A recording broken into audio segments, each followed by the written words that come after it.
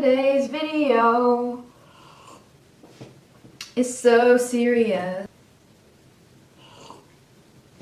Okay, today I want to make a video about adoption. This was first brought to, well, this is something I had been sort of thinking about, but it was concretely brought to my attention front and center when one of my viewers, who is an adoptee herself, reached out to me with links about how corrupt, racist, sexist, and classist the adoption industry was. So that is the topic I will be talking about today. So I had given a little bit of thought to the politics of adoption, notably just because it's hard to miss and pretty glaringly obvious when you listen to rich Westerners talk about adoption and adopting orphans in third world countries, because, you know, we're finding ourselves in a situation where a lot of these countries have been devastated by poverty and imperialist warfare, and then we're having to go in and rescue the kids that were left parentless from disease and war and all of that. However, I really had no idea of the extent of the problem before I started researching for this video. I mean, adoption, and especially international adoption, had always been portrayed to me as a very positive thing. It's touted as an easy win-win solution for issues that are raised by humanitarians, evangelicals, pro-life crusaders, but also antinatalists, LGBT advocates, and environmentalists. So like many of us, I was under the impression that there were around 150 to 200 million orphans just sitting there in Asia and Africa waiting for us to adopt them. But it turns out I was very, very wrong, and that this framing of the issue is not only incomplete and wrong, but it's very deceitful. You know the phrase we hear that if everyone adopted, then there would be no more orphans? Well, what if I told you that this was actually the exact opposite, and that if everyone suddenly decided to adopt, then this would just create more orphans? I want to make it very clear that I'm in no way anti-abortion. I am very aware that all adoptions are different. There are some ethical adoptions where there is no coercion and kids really need a home, like foster homes, for example. Yet there are also unethical adoptions that more bluntly could just be qualified as child trafficking. And I'm in no way claiming to be an expert on the topic or understand all of the complexities of such a multifaceted issue. I'm just making this video to share what I've very recently learned, and that is that the mainstream narrative about adoption and about orphanages is completely false.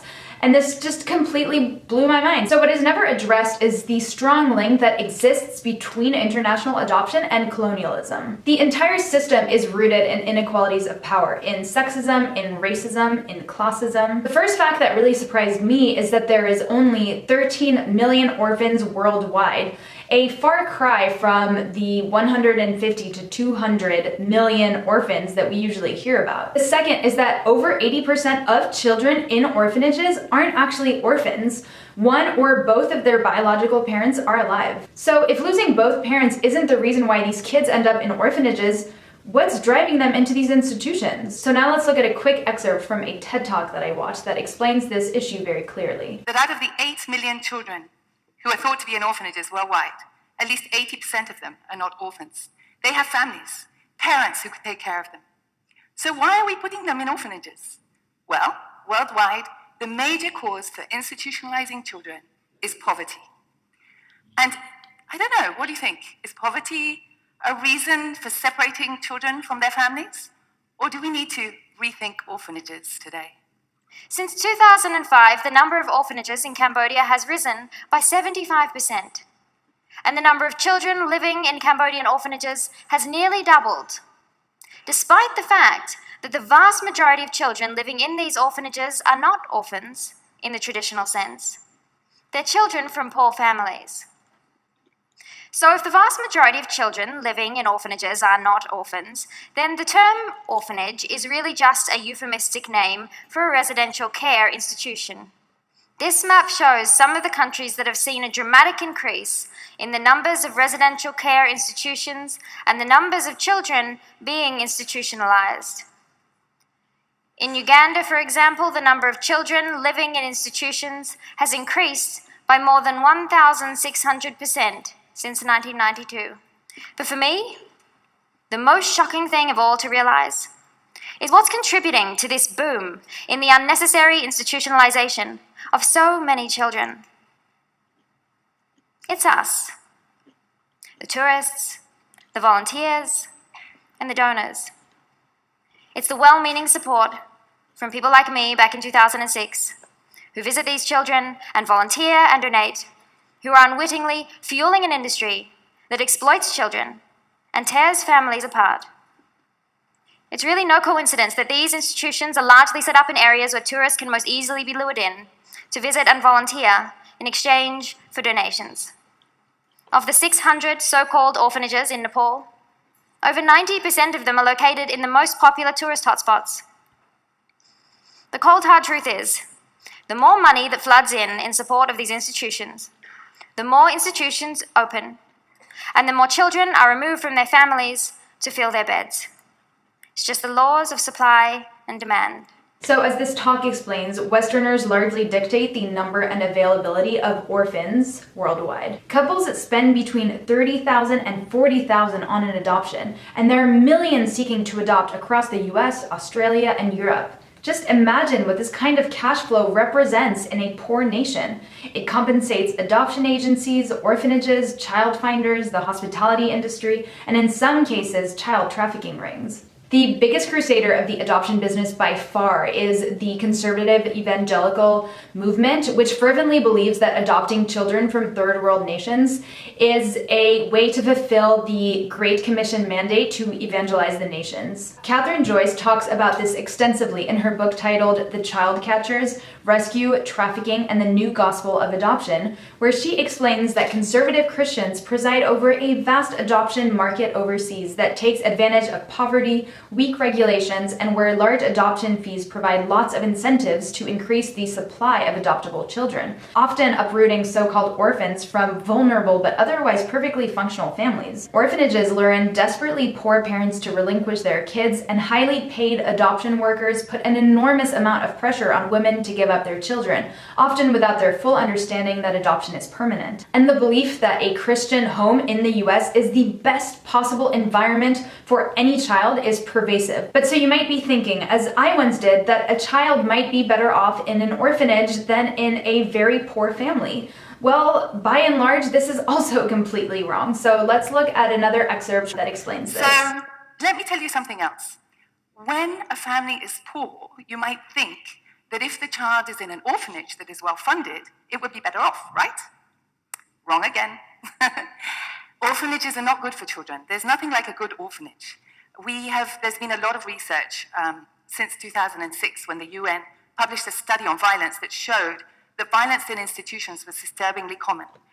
And the problems posed by putting kids into institutions don't just pertain to the corrupt and abusive institutions. The problems are with all forms of residential care. Over 60 years of international research has shown us that children who grow up in institutions, even the very best institutions, are at serious risk of developing mental illnesses, attachment disorders, growth and speech delays, and many will struggle with an inability to reintegrate back into society later in life and form healthy relationships as adults.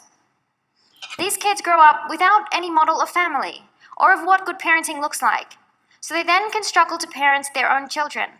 There is an important documentary called Mercy, Mercy that documents a fairly typical adoption from Ethiopia of a little girl called Masho. Masho's adoption left her very traumatized, and understandably, I might add. When people just casually throw around the phrase, just adopt, it also trivializes the pain and the trauma that adopted children suffer from being removed from their parents and being uprooted from their home. The adoptive parents decided to rehome her after a few months. So rehoming is not uncommon, unfortunately. Across the US, there is a whole underground market of Yahoo and Facebook groups where parents advertise the unwanted children and then pass them to strangers while little or no government supervision is applied. I will link an article by Reuters down below that investigates this shocking practice that is really not as uncommon as we might think. Another unfortunate characteristic about the adoption industry is that it is rooted in sexism and patriarchy. Domestically, like in the US, evangelicals control the adoption infrastructure, culture, where they lobby for bans on all forms of birth control and seek to pressure women not just to choose life, but to choose adoption. And this coercion was even more direct in the 1950s through the 1980s, where the governments of countries like the US, the UK, and Australia forced unwed mothers to relinquish their babies for childless couples. Only Australia has issued a formal public apology for this, and international adoption agencies also take advantage of the stigma that is placed on single mothers to obtain more babies. In India, for example, single mothers are forced to surrender their babies to the government, or coerced to sell their babies to trafficking racketeers. Although some of that discrimination is cultural, it is also fueled by a foreign adoption market where so-called orphans are in high demand. The number of international families seeking to adopt outnumber the number of children available by a ratio of 6 to 1. Wait times are often over a year long, leading some families to turn to quote-unquote black market babies, fueling baby-selling trafficking rings of infants stolen from single mothers. Religious institutions and adoption agencies also capitalize on sexism in the form of the one-child policy or the stigmatization of single mothers in China and Korea. Now, all of this can seem incredibly overwhelming and disillusioning. If you're anything like me, you always just thought adoption was a fairly innocent, positive thing. You might be asking yourself the question, well, okay, this is all good and well, but what do we do with the kids that are already in orphanages? Do we just leave them there? Well, thankfully, this is an issue where there is a lot that you can do. In fact, advocates that are combating this problem are saying that this is an issue that we can potentially see resolved in our lifetime. These problems are reversible and preventable. And when we know better, we can do better. The organization that I run today, the Cambodian Children's Trust, is no longer an orphanage. In 2012, we changed the model in favor of family-based care. I now lead an amazing team of Cambodian social workers, nurses, and teachers. Together, we work within communities to untangle a complex web of social issues and help Cambodian families escape poverty. Our primary focus is on preventing some of the most vulnerable families in our community from being separated in the first place. But in cases where it's not possible for a child to live with its biological family, we support them in foster care. Family-based care is always better than placing a child in an institution. Do you remember that first photo that I showed you before? See that girl who's just about to catch the ball? Her name is Torn. She's a strong, brave, and fiercely intelligent girl. But in 2006, when I first met her, living in that corrupt and abusive orphanage, she had never been to school. She was suffering terrible neglect, and she yearned desperately for the warmth and love of her mother. But this is a photo of Torn today, with her family. Her mother now has a secure job, her siblings are doing well in high school, and she is just about to finish her nursing degree at university. For Torn's family, the cycle of poverty has been broken. The family-based care model that we have developed at CCT has been so successful that it's now being put forward by UNICEF Cambodia and the Cambodian government as a national solution to keep children in families. And one of the best ways that you can help to solve this problem is by giving these 8 million children a voice and become an advocate for family-based care. If we work together to raise awareness, we can make sure the world knows that we need to put an end to the unnecessary institutionalization of vulnerable children. How do we achieve that? By redirecting our support and our donations away from orphanages and residential care institutions towards organizations that are committed to keeping children in families. I was that little girl, and this is my story. And this is why I do what I do. Because when I was 4 years old, my father abandoned me, and I was put into temporary foster care. And that temporary foster care was a lifesaver. They fed me, they looked after me, they sent me to school on a scholarship. I had a family, and my mother came to visit every day. And after 1 year, she'd found a job, she was back on her feet, and she took me back. And I grew up in my biological family, like everybody needs to. That foster care gave me a chance, it gave me an opportunity.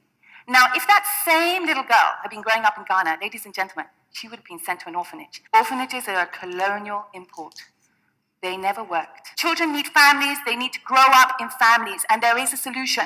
Foster care, extended family care.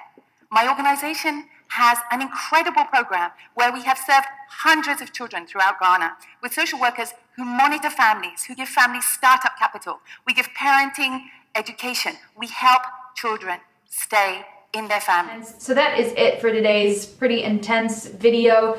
I hope that you enjoyed it and learned something. Again, I'm in no way denying that in some cases there are children who are in dire need of loving and caring homes. However, I did want to make a video disrupting the idea that adoption is this beautiful, easy, win-win solution to all the world's problems. International adoption should not be an answer to a systemic issue. Imagine if all the money that is spent in the adoption industry was instead redirected towards supporting the families of the kids who are ending up in orphanages to support them. That would probably be the thing to end the orphan crisis worldwide. So next time you hear someone telling you, or even you catch yourself saying that you should just adopt because there are 150 million orphans, I hope that you'll think twice and that you will advocate for family-based care instead, and maybe even become a foster parent yourself. I must say that after researching this video, I'm stoked on foster parenting.